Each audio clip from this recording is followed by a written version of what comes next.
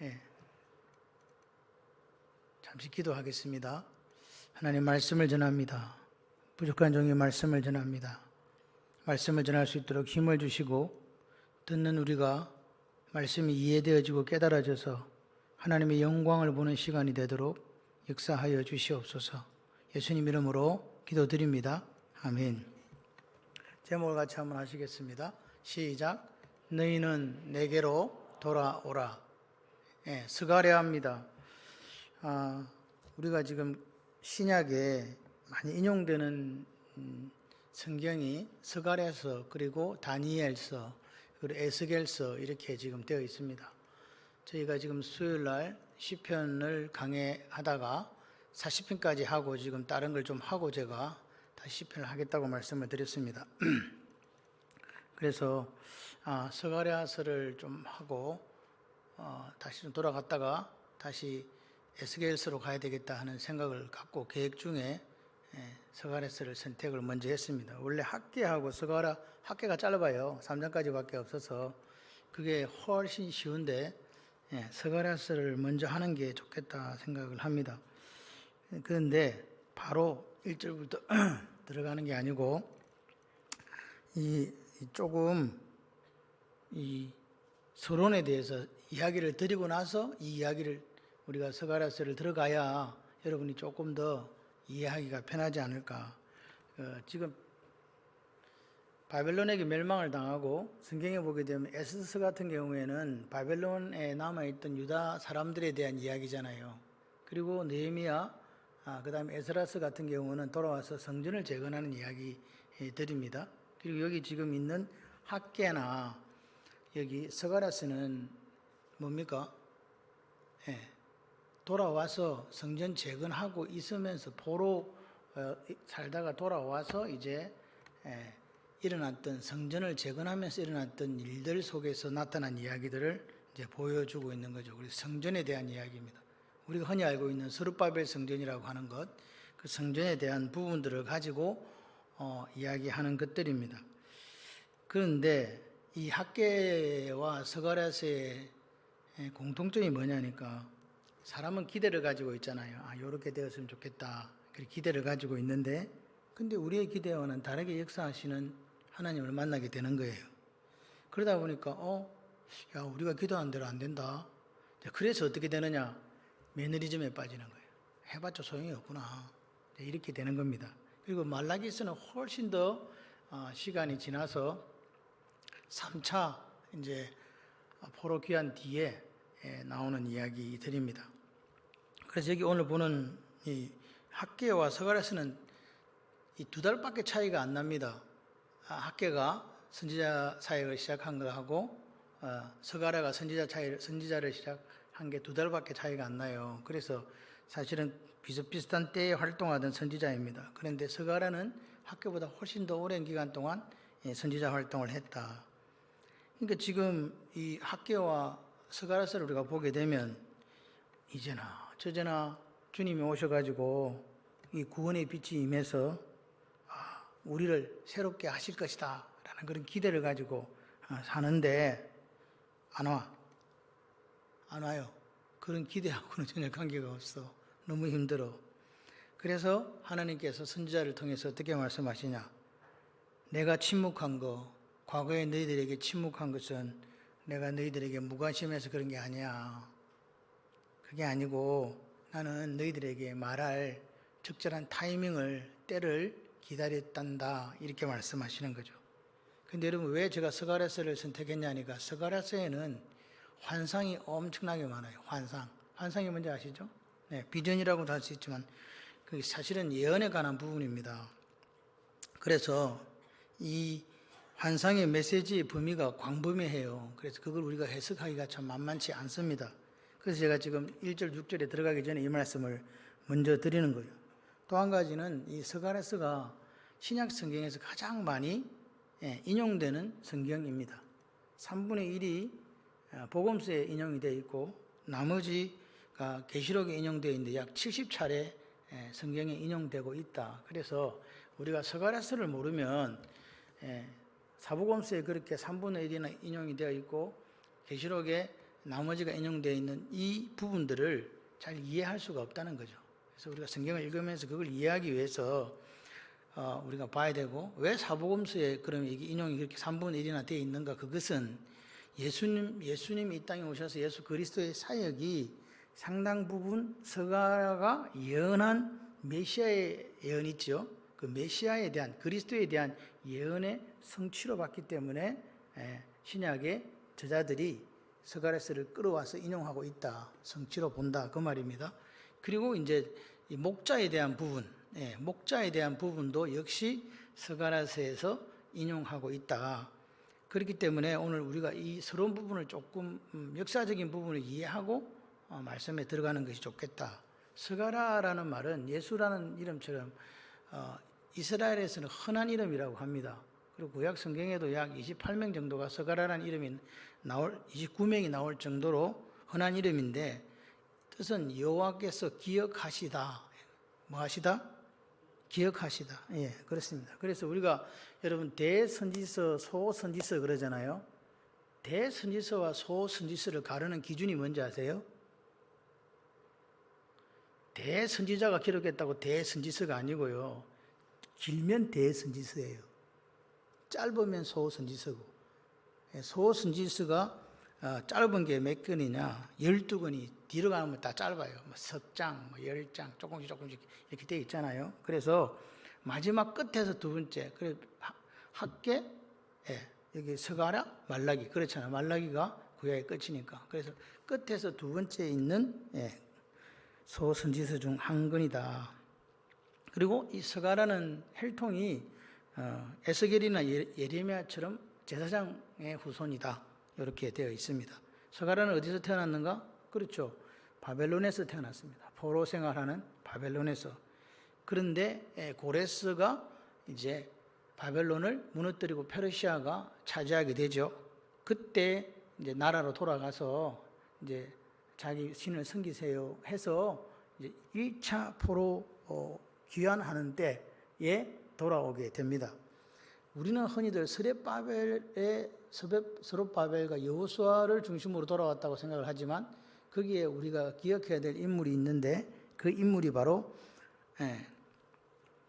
세스바살입니다. 세스바살이라는 사람을 조금 이따 설명을 좀 더 드리겠습니다. 그때에 귀환했다. 1차 귀환 때. 아버지는 여기 보니까 베레가, 그리고 할아버지는 이또, 그렇습니다. 그런데 이제 주로 베레가라는 이름을 쓰지 않고 이또의 자식처럼 그렇게 표현되는 경우가 많은데, 그것은 아마도 스가랴의 아버지가 일찍 돌아가셨기 때문에 이또의 자녀라고 이렇게 표현되는 걸로 보여집니다. 조금 전에 말씀을 드린 대로 스가랴서는 학계 선지자가 예루살렘에서 선지자 사역을 시작한 지 2개월 만에 시작합니다. 스가랴서 1장 1절을 보면 다리오 왕 제2년 8번째 달, 그렇게 되어 있습니다. 앞에 넘겨가지고 학계서를 보게 되면 다리오 왕 제2년 6째 달, 6째 달하고 8째 달하고 빼면 몇 달 차이 나요? 2달. 그렇습니다. 그래서 2달입니다. 그때가 다리오 왕 때입니다. 이 다리우스는 누구냐니까 고레스의 사위예요. 그래서 페르시아 제국은 고레스가 황제를 하고 그 뒤에 조금 있는데, 어쨌든 바로 그냥 여기 나오는 다리오 왕이라고 보시면 됩니다. 그래서 그 다리오 왕이 이제 통치하기 시작한 이듬해가 바로 주전 520년 그렇습니다. 그래서 오늘 이 지금 역사적인 정황을 볼 때 바벨론으로 포로가 끌려갔다 70년 만에 돌아오게 되는데, 그때의 바벨론이 왜 망했냐? 여러분, 바벨론은요 강대한 제국이었지만 멸망당할 때는 순식간에 망했습니다. 무혈 입성은 아니지만 그 정도로 쉽게 고레스가 바벨론을 접수했습니다. 왜 그랬을까? 539년에 실제적으로 이제 바벨론에 입성을 할 때 바벨론의 정치가들이 너무 썩어 자빠지진 않았나? 너무 썩어서 사람들이 저런 사람들 밑에서 우리 못 살겠다, 이런 상황이었습니다. 그래가지고 고레스가 들어오니까 그 사람들이 뭐라고까지 고레스를 표현했냐니까 고레스 왕을 메시아라고까지 환영했습니다. 우리를 구원해 준 메시아. 그 정도로 바벨론이 타락했다는 거죠.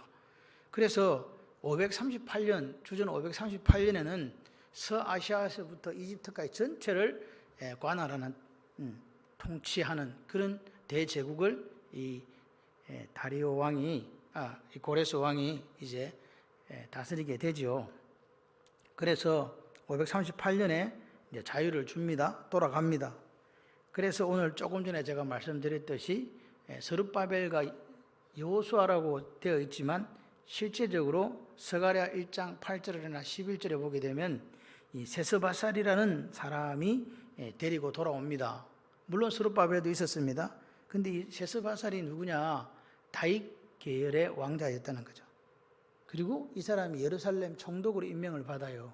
그러니까 권위가 있죠. 총독으로 임명받고 또 다윗 혈통의 왕자이기도 하고, 그래서 옵니다.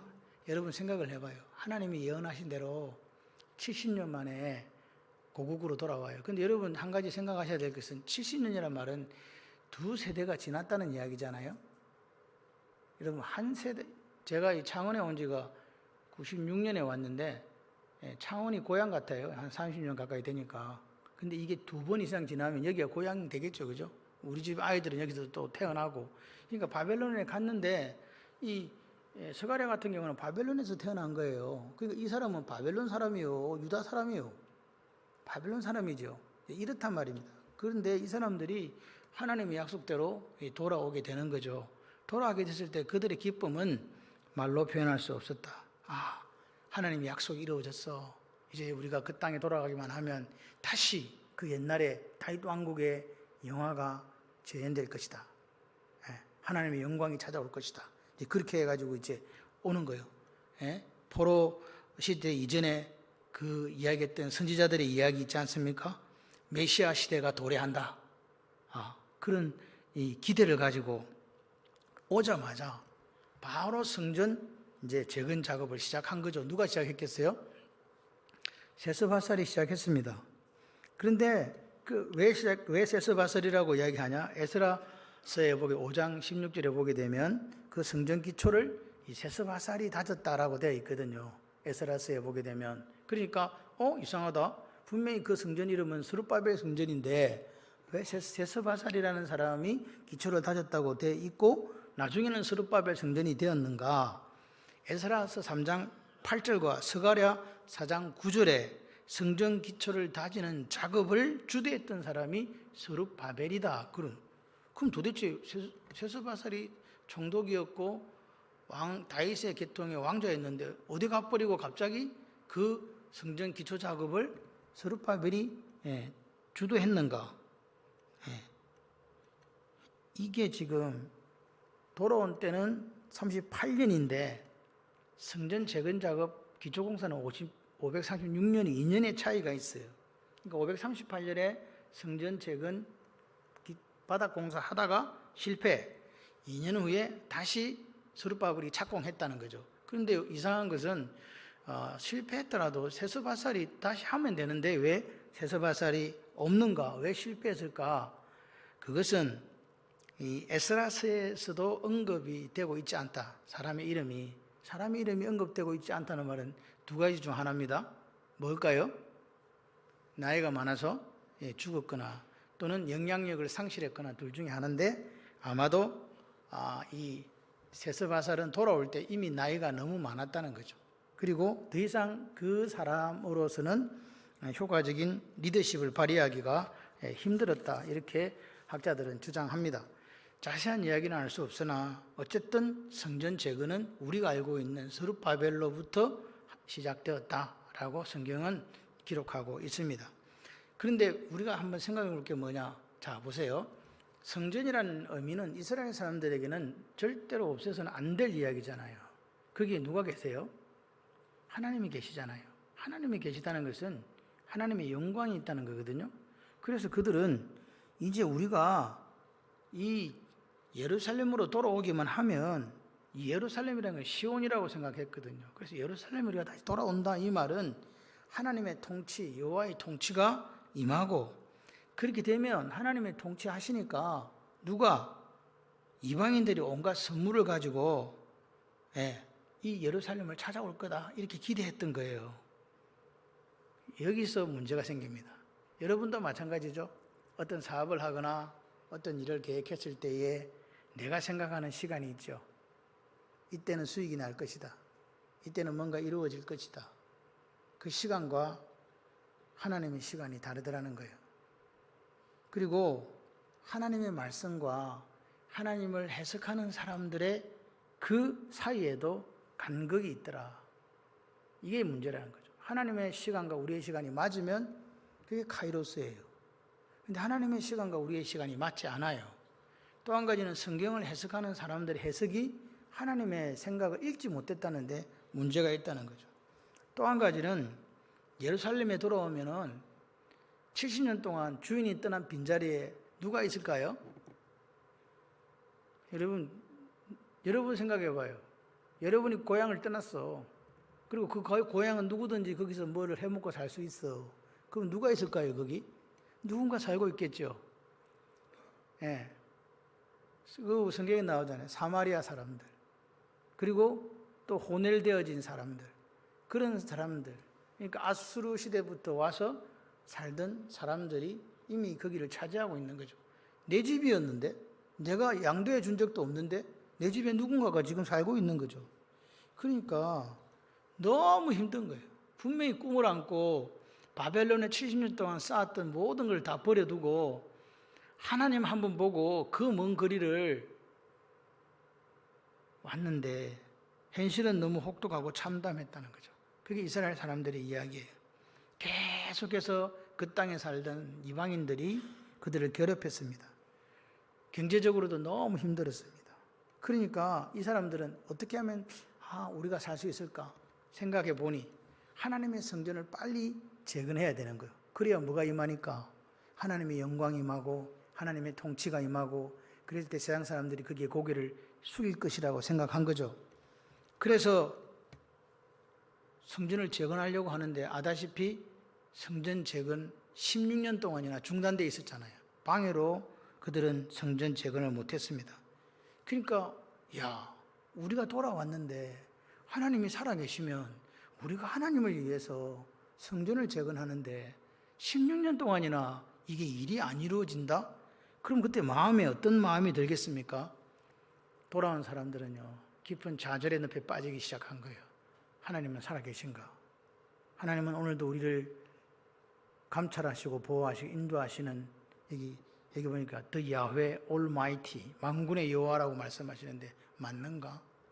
이렇게 지금 이야기하는 거예요. 기초공사는 536년에 마무리됐는데 520년이 되었어야 재개되었다. 그 16년 동안 그들의 마음속에 뭐가 남아 있었을까요? 패배의식, 좌절감, 하나님에 대한 불신, 그리고 귀향민들을 괴롭히는 그 이방인들, 여러 가지 것들이 있었는데 그러다 보니까 이제 사람들의 마음에 나라도 살아야지. 그래가지고 이제 자기들 집을 짓고 자기들 걸 멀리 하기 시작하는 거예요. 성전은 저리 가버리고 없고. 거기에 대해서 학개 선지자가 너희들은 편백한 집이란 말은요, 요즘 말하면 고급 아파트를 이야기하는 거예요. 하나님, 저는 기초만 쌓아놓고 들깨들이 돌아다니고 있는 이 판국에 너희들은 그런 집구석에 처박혀 살면서 마음이 편하냐? 하나님을 이렇게 해놓고 그렇게 학개 선지자가 이야기하는 거예요. 책망하는 거죠. 그러니까 지연되는 메시아 왕국에 대한 그 실망이 사람들을 자기들이 먹고 살려고 하는 그냥 그렇게 내모르고, 경제적인 현실은 너무 어렵고, 이게 사면 초과가 되어 있던 상황이 바로 그 상황입니다. 그런데 학개 선지자와는 동시대에 활동했던 스가랴 선지자는 조금 다릅니다. 하나님 말씀과 하나님이 보여주신 환상을 가지고 그렇게 아파하고 힘들어하고 16년 동안이나 성전을 짓지 못해서 망하는 그들에게 위로하는 말씀을 스가랴 선지자가 쓰는 거예요. 그리고 또 한 가지가 뭐냐? 동시에 경고합니다. 뭐라고요? 옛 선조들이 왜 망했는지를 기억해라. 그들의 영적 질병이 무엇이었는가를 기억하고 다시 돌아와야 된다. 그래야 하나님의 영광이 드러난다. 그거를 이 스가랴 선지자가 이제 말씀을 통해서 저들에게 전해주고 있는 거죠. 그렇기 때문에 이 스가랴 선지자는 어떤 사람이냐? 같이 한번 해보실래요? 절망의 시대의 선지자. 여러분, 이 시대가 저는 아마도 절망의 시대가 아닐까. 저는 요즘 제일 듣기 싫은 말 중에 하나가 포스트 코로나 시대의 교회 뭐 이런 이야기 하는 게 제일 듣기 싫어요. 포스트 코로나 시대의 교회 그런 이야기 필요 없습니다. 포스트건 뭐 안 포스트건 간에 여러분 자신이 하나님 말씀 앞에 그렇게 해주면 되는 것을 무슨 코로나를 찾습니까? 앞으로 코로나보다 더 큰 것이 올 수도 있거든요. 그럼 그때 올 때마다 또 뭐 포스트 포스트 뭐 이렇게 할 겁니까? 그러면 초대교회 교인들은 사자한테 잡혀갈 때 포스트 라이언이었습니까? 예? 샘물에 순교를 당할 때 그 피 흘리는 양의 가죽을 몸에 씌워서 사자에게 잡혀 먹힐 때 엄마 아이가 그 장작더미 위에서 불에 타 죽어갈 때 포스트 코로나 이야기, 포스트 화행 이야기 했을까요? 그런 거 없습니다. 저는 기독교는요, 지금도 한국교회에 우리가 참 교회가 왜 이러지 하는 그런 교회 있지만, 그렇지만 목숨을 걸고 복음을 지키기 위해서 고군분투하는 교회 있고요. 선교사님들 중에서 많은 선교사들이 썩어 자빠져 있지만 그 중에도 목숨을 걸고 피 흘리며 선교하는 선교사들이 있고 지금도 선교하는 선교사들이 있습니다. 그렇기 때문에 하나님 나라가 지금도 존재하는 거예요. 다 똑같지 않습니다. 다 하나님 나라를 위해서 일하지 않습니다. 예수님 시대의 대제사장들과 바리새인들과 서기관들을 보십시오. 그들이 하나님 나라를 위해 했습니까? 최고의 종교 권력부에 있으면서 그들은 자기들의 배를 채웠지 않습니까? 자기들만의 하나님을 만들고 자기들만의 하나님 나라를 확장시켜 갔던 거 아닙니까? 오늘날도 마찬가지잖아요. 우리가 하나님 앞에서 어떻게 살아야 되는가? 그것은 어떤 사건 때문이 아니라 하나님 앞에 우리의 결단입니다. 우리가 죄성 때문에 우리 속에는 여러 가지 부정적인 요소들이 있어요. 그죠? 여러분, 성경은 정욕과 욕망을 버리라 그러잖아요. 그런 것들은 부정적인 거예요. 근데 여러분 마음속에 나쁜 것만 있는 거 아닙니다. 예를 들어서 어떤 사람이 우리 김남욱 집사님 보고 집사님 너무 감사해요. 감사하는 마음 있잖아요. 아, 저 집사님은 너무 열심히 해. 집사님 수고했어요. 격려하는 마음 있잖아요. 아이고, 어쩌면 좋노? 그랬더니 한다는 소리가 어쩌면 좋기는 이 정도인 게 다행이지. 긍정적인 생각도 있잖아요. 다시 말해서 우리 속에 있는 육신의 정욕, 안목의 정욕, 이생의 자랑들은 버리되 우리 속에 있는 하나님의 형상 중에 하나님을 닮아 있는 부분들 있잖아요. 마스크를 벗으라 그래도 마스크를 죽을까 봐 쓰고 있으면서 아멘도 안 하고 이거는 무슨 쓰고 계셔도 돼요. 제 말은 아멘 해달라는 이야기지 벗으라는 이야기가 아니에요. 우리 속에 있는 그런 좋은 것들을 우리가 활용할 수 있어야 돼요. 그건 계속 성장하고 발전할 수 있도록 그렇게 만들어 가시기를 바라요. 제가 말을 왜 살살 하느냐. 제가 오늘 사실은 캠퍼스 중보기도 손을 들기가 좀 힘들어서 빼고 지나갔습니다. 지금 왜 안 하는가 또 생각하시는 분들이 있을 건데 양해를 좀 해주시고요. 그래서 지금 이제 이 스가랴서는 14장까지 있는데 1장에서 8장하고 9장에 14장까지가 이 시대적인 차이가 너무 많이 나요. 요 앞에는 이 다리오 왕 때인데 요 뒤에 9장 14장 사이에는 아하수에로 왕 아시죠? 아하수에로가 어디서 많이 듣던 사람이네. 누가 왕비했던 거 기억나십니까? 에스더요. 그러니까 한창 뒤에 이야기예요. 그래서 이게 시간상 너무 많아서 같은 저자가 기록했을까 하는 이야기도 있습니다. 근데 그런 것들은 우리가 신약생이 아니기 때문에 신경 쓰지 마시고 그냥 스가랴서가 두 권의 책으로 전해진 게 아니고 한 권의 책으로 하나님께서 우리에게 주셨다는 것을 생각하면서 그냥 우리는 역을 따라서 해석해 갔으면 좋겠습니다. 이해되시죠? 그래서 지금 성전 재건의 중요성을 우리에게 강력하게 선포한 학계와 그리고 같은 해 2달 뒤에 사역을 시작했지만 역시 귀향한 사람들에게 성전 재건의 신학의 중요성, 성전 재건의 신학의 중요성에 대해서 그 메시지를 스가랴가 이제 전개해 가고 있습니다. 스가랴서와 학개서의 이 차이가 있는데요. 학개는 아직 시작되지 않은 성전 재건을 독려하는 메시지를 전했어요. 그 스가랴서는 그럼 뭐냐? 성전을 이렇게 하면서 이제 이렇게 재건하면서 마무리를 하게 되면 이게 이 마무리되는 게 무엇을 우리에게 시사하는가? 이게 뭘 시사하는가? 그걸 중심으로 메시지를 전해준 거예요. 학계는 빨리빨리 짓자. 빨리빨리 재건하자. 이쪽에서 뭐요? 이걸 재건하게 되면 어떤 하나님의 뜻이 있고 이게 무엇을 뜻하는가를 우리에게 보여준다. 그래서 이 스가랴 선지자는 성전 재건이 가장 크게 하나님과 우리 사이의 관계를 회복시키는데 가장 큰 영향을 끼친다. 이걸 이야기해줘요. 그러니까 성전 재건하고 하나님과의 관계에 대해서 이야기를 하고 있다. 그러니까 지금 관계라는 자체가 뭐 이야기하고 싶겠습니까? 하나님의 은혜와 하나님의 자비를 이야기하고 싶은 거 아니겠어요? 그죠? 관계라는 건 그렇잖아요. 우리가 이제 이렇게 떨어져 있다가 모여서 관계가 형성되게 되면 하나님의 사랑이 있고 하나님의 은혜가 있고 하나님의 자비가 있다. 뭐냐? 하나님은 어떤 분인가? 하나님은 자기 백성을 사랑한다. 그리고 봐봐. 약속대로 70년 만에 우리를 구원해서 이 약속의 땅으로 다시 데려오셨잖아. 그러면 하나님은 여기서 우리가 어떻게 하기를 원하실까? 그렇지. 뿌리를 내리고 살기를 원하신다고. 그렇기 때문에 하나님은 옆에서 주변에서 방해하고 넘어뜨리려고 해도 두려워하지 말고 강해져라. 그러면서 위로해 주시는 거예요. 그리고 이 스가랴는 그렇게 성전 재건을 통해서 장차 회복되어질 이스라엘의 공동체에 대해서 노래하고 있다는 거죠.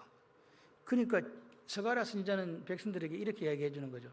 하나님의 나라가 되고 하나님 백성 공동체가 회복되려면 우리가 몇 단계를 거쳐야 되는데 첫 번째는 뭐냐? 하나님의 임재가 다시 우리에게 있어야 된다. 여러분의 가정에, 여러분의 인생에 하나님의 하나님의 사랑과 은혜와 자비가 회복되려면 뭐가 있어야 된다고요? 하나님의 임재가 있어야 된다. 그죠? 그래서 그 하나님의 임재를 경험하기 위해서 뭘 재건해야 된다? 오래전에 하나님이 선택했던 도성 예루살렘, 이 예루살렘의 성전을 재건해야 된다. 너희들이 성전을 이렇게 재건하게 되면 하나님이 다시 다윗 왕조를 일으키실 것이다. 근데 여러분 기억하셔야 돼요. 다윗 왕조는 망하고 없어졌어요. 근데 다윗 왕조를 일으킨대요. 이게 지금 뭘 예표하는지 지금 이해가 조금 되시죠? 다윗 왕조를 다시 일으킬 거다. 그리고 이 새로 일으킨 다윗 왕조를 통해서 하나님의 새로운 공동체를 만들어갈 것이다. 이건 이미 스가랴서에서 신약 시대를 바라보고 있는 이야기입니다. 지금은 우리가 그렇게까지 나가지 마시고 일단 그렇게 보시고요.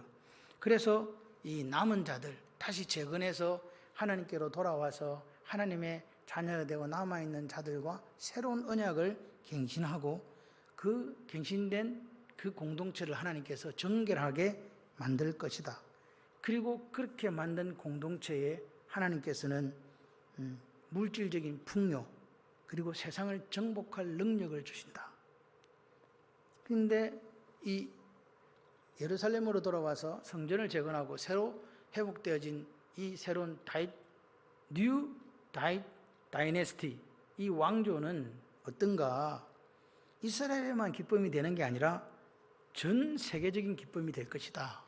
왜냐하면 하나님에 의해서 정복되어진, 다시 말해서 그 하나님께로 돌아온 사람들도 이제는 이스라엘 사람이 아니라도 언약 공동체에 들어오게 되니까 그렇다.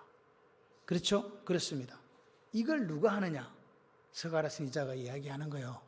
전능하신 하나님께서, 야훼 Almighty, 전능하신 하나님께서, 여기 보면 만군의 하나님께서 하신다. 그래서 오늘 아까 제가 말씀드렸죠. 내용과 시기에 따라서 8장까지를 끊고 9장 14장까지를 두 군데로 이렇게 나눕니다. 전반부는 뭡니까? 성전에 임하시는 여호와께서 이스라엘을 회복하신다. 그러면서 열방을 심판하는 걸 보여주는 8개의 환상을 통해서 성전 건축을 독려해요. 몇 개의 환상? 지금 벌써 환상이 나왔다는 말은 해석이 어려워진다는 이야기입니다. 환상을 통해서 성전 재건을 건축해라. 그리고 후반부인 9장부터 14장까지는 이제 성전이 세워졌잖아요. 그 성전이 세워진 공동체, 그 공동체에 다가올 영광스러운 미래, 그리고 악에 대한 심판. 이 악에 대한 심판하니까 이게 어디로 갈 것 같아요? 계시록으로 간다는 거예요. 이해되시죠? 악에 대한 심판이 된다. 예. 영광스러운 미래와 악에 대한 심판이 계시록에서 이제 이걸 이렇게 가져가게 되는 거예요. 그러니까 그런 이야기를 딱 들으니까 경제적으로 너무 어렵고 의기소침해 있었는데 뭐라고요? 격려가 돼요, 안 돼요? 야, 우리가 성전 건축을 해야 되겠다. 이제 그런 소망이 생기고 이스라엘 백성들에게 위로가 됐던 거예요. 그래서 성전 건축을 명령하시는 하나님의 참된 의도를 스가랴 선지자가 그들에게 보여주고 있습니다.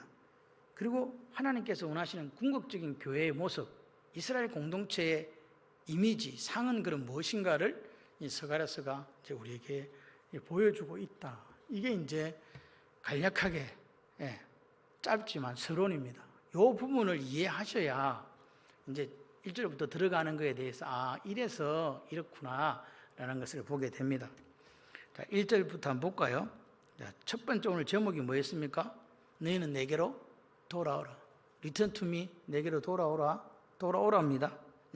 1장 1절, 7절, 7장 1절에 대해서 시간 나옵니다. 제가 말씀드렸죠.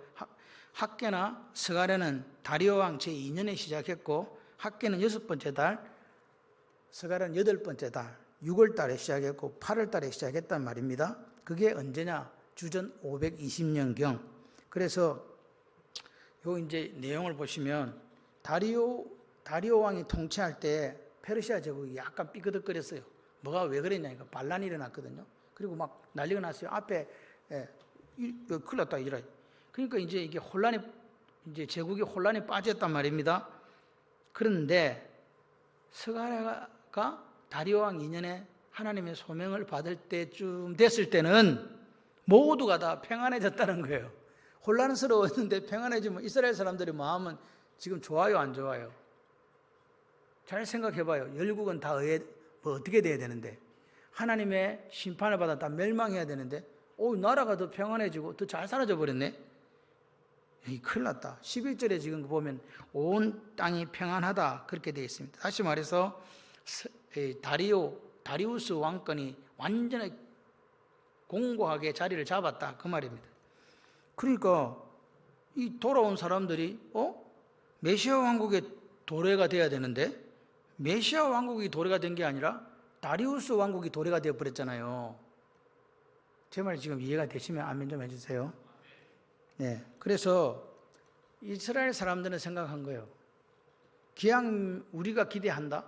하나님이 메시아 왕국이 도래하기 전에 이스라엘 백성을 괴롭혔던 모든 세상의 나라들은 하나님의 심판을 받아서 멸망당해야 된다라고 생각했는데 멸망은커녕 뭐라고요? 더 견고해졌다 이 말입니다. 앞에 보면 가우타마 반역, 그리고 캔비우스 자살, 황제가 자살했습니다. 이런 것이 돼갖고 페르시아가 상당히 혼란스러웠거든요. 그때 이제 진짜 망할라나 보다 이제. 야, 그렇지. 하나님 믿지 않는 저런 것들을 망해야 된다. 그랬는데 심판이 시작된 줄 알았더니 심판이 무슨 시작이 돼? 다리우스가 왕권을 딱 잡더니 반역을 다 평정하고 진압하고 세상은 다시 평화로워져 버렸네. 하나님이 어디 계시냐는 거죠. 그래서 귀향민들이 이제부터 실망하기 시작하는 거죠. 어떻게 하지? 그랬습니다. 때를 기다려야 될 수밖에 없잖아요. 안 망하는데 어떻게 할 거야? 자기들은 힘도 없는데. 여기에 우리 신앙생활에 문제가 있습니다. 지금 돌아온 사람들은요, 그냥 여행 가듯이 몇백 며칠 여행하러 돌아온 게 아니지 않습니까? 많은 대가를 지불하고 70년간 살았던 바벨론에서의 그 모든 걸 내려놓고 아무것도 없는 예루살렘으로 돌아온 거거든요. 그런데 힘에 겹도록 성전을 재건해 보려고 해도 잘 안 되고, 너무 힘들고 가난하고 결과는 신통치 않고 하나님 말씀은 이루어질 기미가 전혀 보이지 않고 오히려 망해야 되는 페르시아는 더 강성해져서 시시각각 돌아온 사람들을 괴롭히는 그런 어려운 상황이었습니다. 이스라엘 선지자들이 이구동성으로 하나님의 뜻이라고 선포한 메시지 중에 하나가 뭐였냐니까, 바벨론으로 끌려간 주의 백성이 바벨론으로부터 본국에 돌아오는 제2의 출애굽을 경험할 것이다. 돌아온다. 두 번째, 이 제2의 출애굽을 경험하고 난 다음에 메시아가 시온에서 오셔서 자기 백성을, 메시아가 와서 자기 백성을 회복하고 새 나라를 건설할 것이다. 이게 선지자들이 한 예언이에요. 지금 귀향민들은 그 약속을 믿고 왔으니까 누가 와야 돼요? 메시아가 와야 되잖아요. 오기는 뭘 와? 20년이 다 돼가는데 안 와. 약속 믿고 왔는데 메시아 왕국도 도래가 안 돼. 페르시아는 점점 강성해져. 선지자들이 예언했던 그 예언은 성취될 기미조차 안 보여. 마음이 지금 불안, 초조, 그게 지금 달하고 있다 이 말입니다. 그렇기 때문에 이 사람들은 하나님의 말씀에 대한 신뢰가 이제 떨어지기 시작하는 거죠. 흔들리기 시작했습니다. 그때 하나님께서 스가랴에게 말씀하십니다. 뭐라고요? 돌아오라. 지금 메시아 왕국이 도래 안 됐고 메시아도 안 오고 있는데 하나님이 스가랴를 통해서 돌아오라 그럽니다. 그래야 내가 너에게 돌아간다. 만군의 여호와의 말씀이니라. 그러면서 뭘 이야기했냐? 내가 왜 옛날에 다윗 왕조, 너희들이 예루살렘은 망하지 않을 거라고 생각했던 그 예루살렘이 완전히 없어져 버리고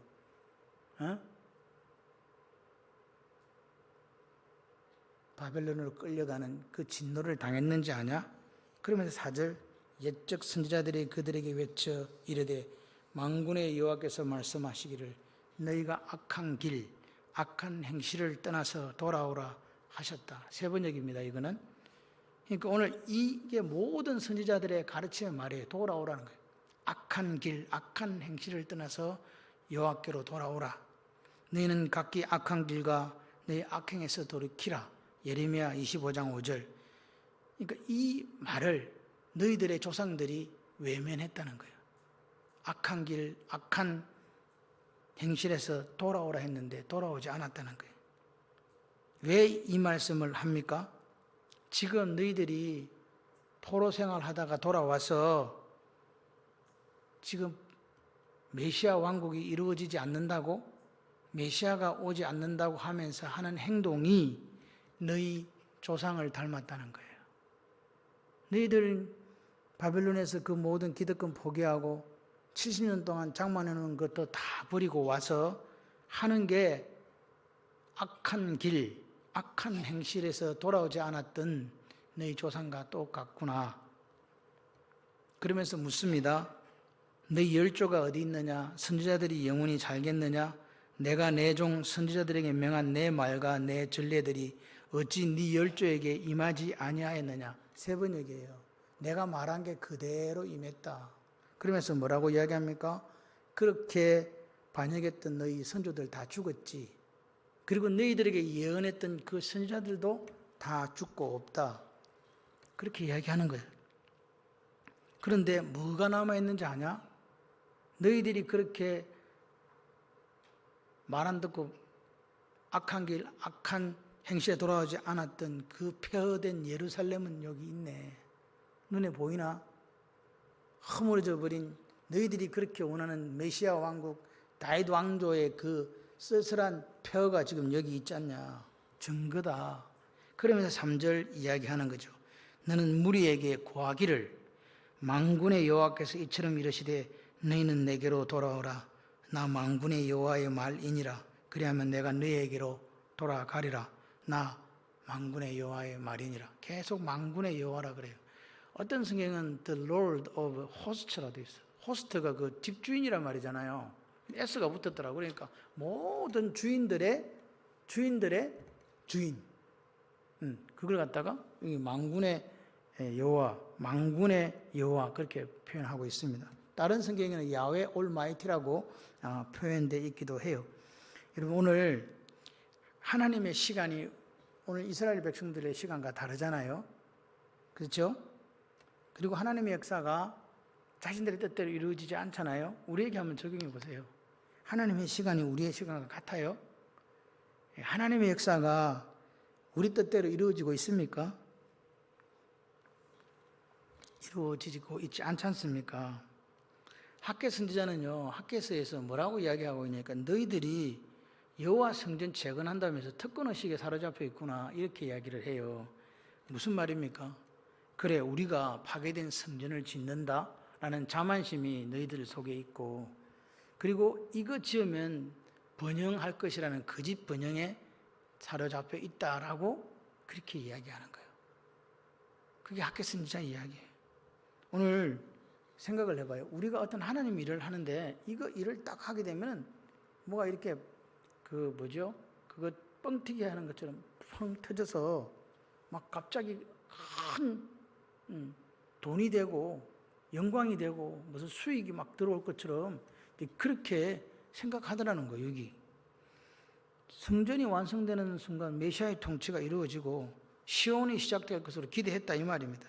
그런데 기억하십시오. 그들의 기대대로 이루어졌다 이루어지지 않았다는 거예요.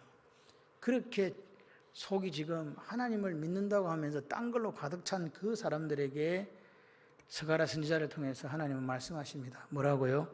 내게로 돌아오라. 그들이 놓치고 있는 게 있습니다. 우리가 놓치고 있는 게 있습니다.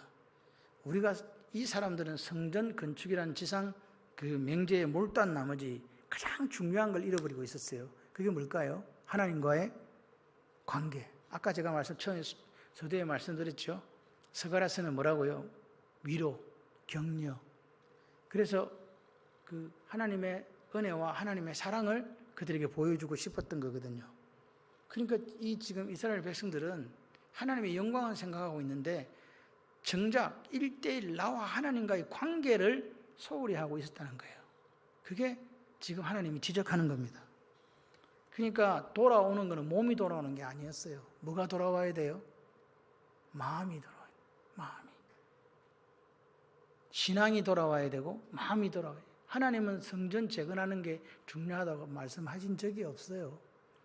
그냥 그들이 그렇게 성전을 재건하면 메시아 왕국이 이루어지고 메시아가 올 거고 하나님의 영광이 재현되고 하나님이 다스리는 나라가 될 것이라고 생각한 거란 말이에요. 근데 하나님 뭐라 그래요? 돌아오는데 뭘 돌아오라고? 마음이 돌아오라고. 신앙이 돌아오라고. 여러분 성전만 건축하면 모든 것이 자동적으로 해결되고 잘 사라지고 뭐 그런 게 아니었습니다. 하나님이 원하시는 게 뭘까? 성전보다 그들의 마음을 하나님이 원하셨다고요. 오늘 하나님은 이 밤에도 우리의 중심을 보세요. 여러분들이 세상에 나가셔서 어떻게 살기를 원하십니까? 하나님은 오늘도 우리에게 이야기하시는 거죠. 너의 착한 행실을 보고 보이지 않는 하나님을 세상에 보여줄 수 있니라고 묻습니다. 그렇지 않습니까? 그런데 우리는 하나님을 보여주고 있습니까? 그리고 우리의 마음은 하나님보다 혹시 다른 것을 더 사랑하고 있는 것 아닙니까? 그렇다면 지금 70년 포로 생활을 하다가 돌아와서 성전을 재건하면 모든 것이 회복될 것이라고 생각하는 이스라엘 사람들과 동일한 마음을 가지고 있는 것 아닙니까? 그런 우리에게 하나님 이 밤에 동일하게 말씀하십니다. 내게로 돌아오라. 여러분 하루를 사시는데 너무 분주하시잖아요. 너무 분주해요. 너무 분주하게 사시느라고 하나님 아버지와의 진정한 진실한 교제가 없을 수도 있잖아요. 진리의 말씀을 깊이 묵상하고 깊은 골방에서 주님을 만나는 사귐이 있습니까? 그 사귐으로 주님은 오늘 말씀하시는 거예요. 돌아오라고. 오랫동안 예수를 믿었기 때문에 타성에 젖어서 매너리즘에 빠져서 하는 신앙생활 중단하고 다시 거룩한 열정을 회복하기를 원하시는 게 아버지의 마음이라고 저는 믿습니다. 제가 생각해 며칠 동안 몸이 아프니까 저는 이런 생각했어요. 사람이 참 이렇게밖에 안 되나. 주일날 오후에 청년들하고 식사를 하고 집에 오는데 식사를 하러 가기가 좀 힘들더라고 사실은요. 그래서 제가 그랬어요. 여보 나 안 가면 안 되겠나. 그러니까 애들하고 그냥 갔다 와라 그랬더니 꼭 가야 된다고. 그리고 저를 기사를 시켜가지고 갔다 가는데도 몸이 좀 그렇고 그래서 왔는데 몸이 좀 이상해요. 근데 그냥 움직일 수가 없어요. 이게 아무것도 안 돼. 한기가 들기 시작하더니 그때부터는요. 그래서 그런 생각을 했어요. 사람이 이렇구나. 하나님 앞에 무슨 일을 한다고 하지만 하나님이 그냥 한 군데만 뭐 이렇게 해도 그냥 아무것도 못하는 이런 아무짝에 쓸모없는 인간이 나구나 하는 그런 생각을 했습니다. 그래서 제가 여러분에게 호소하고 싶은 것은 우리의 삶을 우리를 위해 살지 않고 여호와께로 돌아가는 그런 우리가 되었으면 좋겠습니다. 우리가 하루하루를 살잖아요. 너무 분주하시면 안 돼요. 그 분주함이라는 것은 신학적으로 볼 것 같으면요. 또 다른 이름의 탐욕일 수가 있어요. 너무 바빠요. 바빠가지고 아무것도 생각할 겨를이 없다면 잠깐 내려놓고 한번 주변을 한번 돌아보시기를 바랍니다. 평범한 진리는요, 그렇게 멀리 있는 게 아니더라고요. 오늘 매너리즘에 빠진 이스라엘 백성들의 그 마음, 그 가슴 아픈 사연들을 우리가 지금 보고 있습니다. 그러니까 그 매너리즘에 빠져 있는 그 백성들도 사실 불쌍해요. 그리고 매일매일 돌아오라고 말씀하신 하나님 아버지도 좀 불쌍해요. 제가 볼 때. 마음 아프고. 청혼의 꿈을 안고. 거기 포로에서 돌아왔는데. 그죠? 오늘 여러분 기억하셔야 돼요. 그렇다고 이 사람들이 이런 매너리즘에 빠졌다고 해서 그 사람들이 70년 동안 살던 그 모든 걸 정리하고 돌아오는 그런 것들이 하찮은 것이라고 생각해서는 안 됩니다. 정말로 큰 결정이었고 결단이었습니다. 여러분 제가 예수를 믿고 여러분이 예수를 믿은 거 정말로 큰 결단이었습니다. 그렇다면 그 다음부터는 어떻게 살아야 될까? 주님께서 맨날 우리 보고 돌아오라고 말씀하지 않고 그래 그렇게 살아줘서 고맙다. 너 나하고 관계가 이렇게 끈끈하니까 나는 너무 좋아. 그렇게 말씀하시는 그 마음이 되시기를 바라요. 우리의 삶이 하나님 허락하신 때까지 우리는 살잖아요. 사는 날 동안 행복하시기를 바랍니다. 그리고 하나님께서 우리를 보시고 한탄하시면서 매일 한다는 말씀이 돌아오라, 돌아오라 이렇게 하지 않고 자기를 부인하고 자기 십자가를 지고 사는 멋진 인생이라고 말씀하셨으면 좋겠어요. 여러분 우리는 주님의 십자가를 다시 질 수는 없잖아요. 근데 자기 십자가는 져야 돼요. 사랑하는 가족을 위한 십자가, 사랑하는 아내를 위한 십자가, 사랑하는 남편을 위한 십자가, 그런 여러 가지 십자가들이 있습니다. 그 십자가를 지시고 여러분 자기를 부인한다는 게요 제일 힘들어요. 우리는 연약해 자기 부인이 잘 안 되거든요.